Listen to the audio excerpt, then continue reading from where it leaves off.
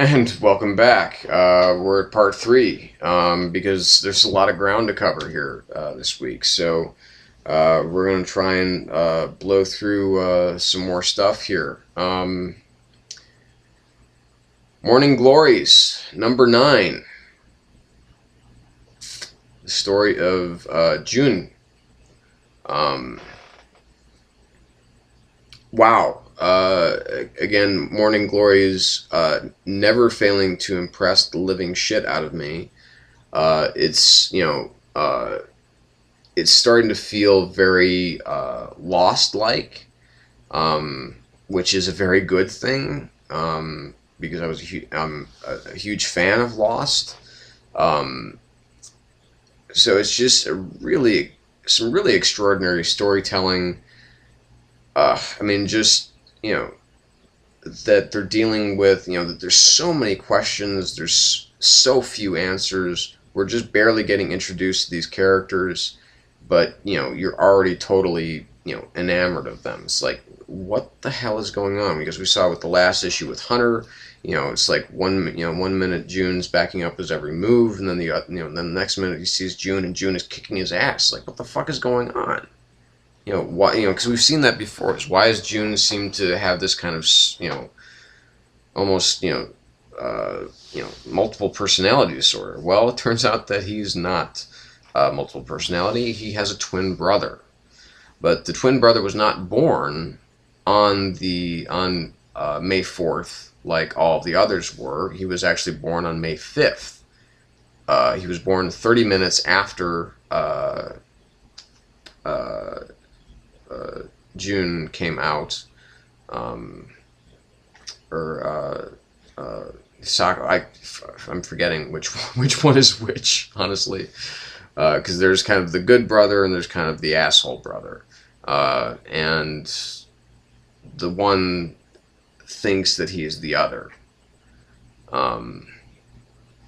and it's just wow. It's just really amazing storytelling on such a on such a kind of non action widescreen. It's just they're very personal stories. There's not a huge amount of action to them.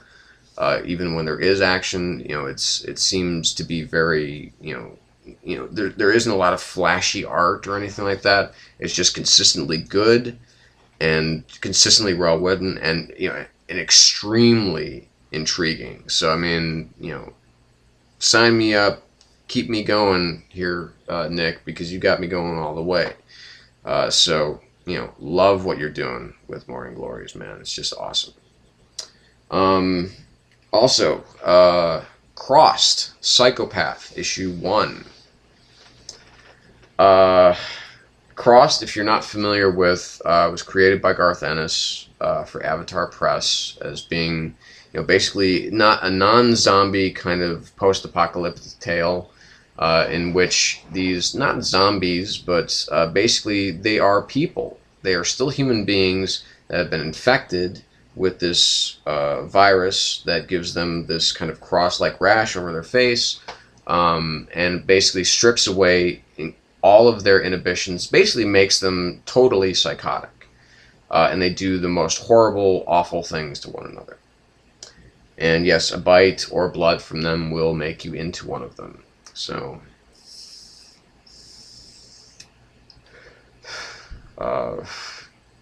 now, Garth Ennis did the first series, and it ended on it was a 9-issue kind of mini. It was really cool. Apart from also being very offensive, not offensive, but just very disgusting and nearly pornographic at times. But it had a very solid story, and a lot of really good character and dialogue work.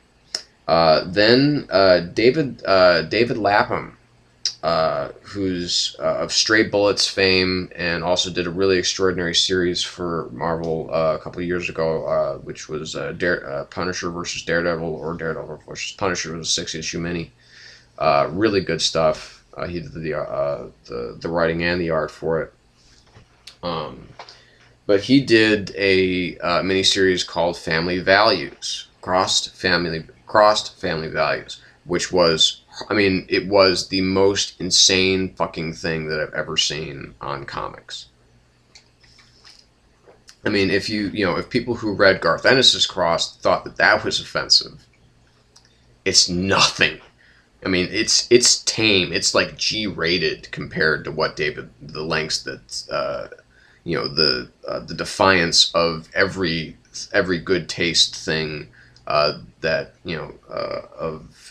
was thrown out the window by David Lapham. So and that was a 7-issue series, and that was just it was just insanity after insanity. Incest, necrophilia,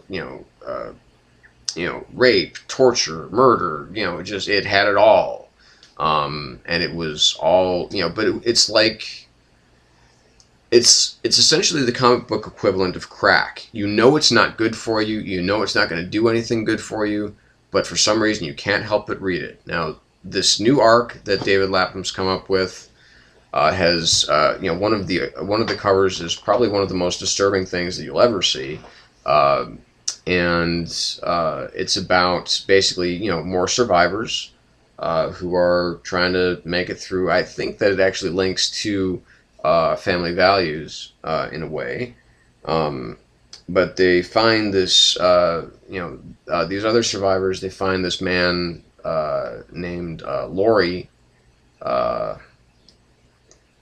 Stranded, his leg's broken. He's been in a crevice for a while, and he is a psychopath. But he seems to be a good guy at first. So he basically, what Lapham is going to, I think where he's going with this is going to basically say that there are humans that are not infected with this plague that are just as bad as the people who are. So if that's the case, whatever, I'll probably still end up reading the fucking thing, and I'll know the whole time it's like, wow, I don't know what I'm doing reading this, because it's not particularly good, but it is extremely addictive. You just want to see how over the top it's going to get. It's like watching Showgirls. You just want to see just how far off the rails it can go before it totally self-destructs. And I love Showgirls, and I can say that without shame. I actually admire it as a work of film. So that might call my taste into question for some of you, but the ones who know what I'm talking about know what I'm talking about. So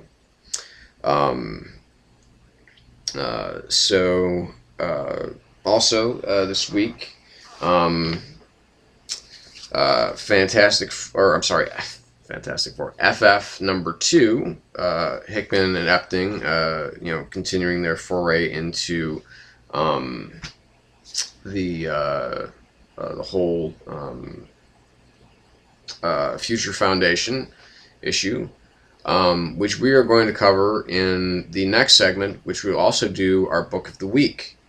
And it's not Action Comics 900, because like I said, that's going to have its own segment, okay? Its own 10-minute segment. So, but, come back for part 4 of New Comics. Bitches!